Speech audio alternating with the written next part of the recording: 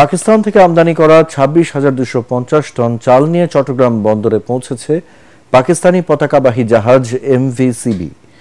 জি2জি চুক্তির আওতায় কেনা চালের প্রথম চালানিটি।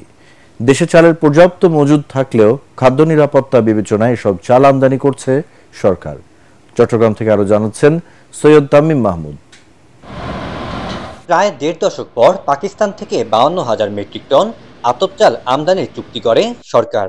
এরই অংশ হিসেবে দেশটির কাশিম বন্দর থেকে 26,250 মেট্রিক টন চাল নিয়ে বুধবার চট্টগ্রাম বন্দরের কন্টেইনার টার্মিনাল একে পৌঁছায় পাকিস্তানি পতাকাবাহী জাহাজ এমভি সিবি। সার্ভে, নমুনা পরীক্ষা ও শুল্কায়ন প্রক্রিয়া শেষে রাত 12টার পর শুরু হয়েছে চাল খালাস কার্যক্রম।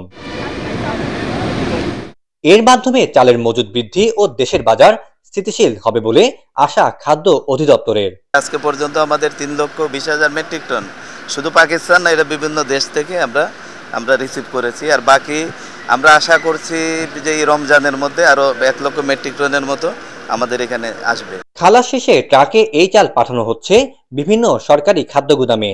পাকিস্তান থেকে আমদানি করা চালের বাকি চালান চলতি মাসের মাঝামাঝিতেই দেশে আসবে বলে জানিয়েছে স্থানীয় শিপিং এজেন্ট।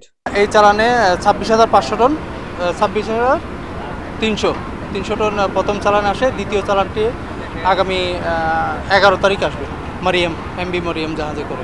গত 14 জানুয়ারি ঢাকায় সরকারি পর্যায়ে পাকিস্তান থেকে 50,000 টন চাল আমদানির সমঝোতা স্মারক সই হয়েছিল। সৈয়দ তামিম মাহমুদ, এটিএন বাংলা, চট্টগ্রাম।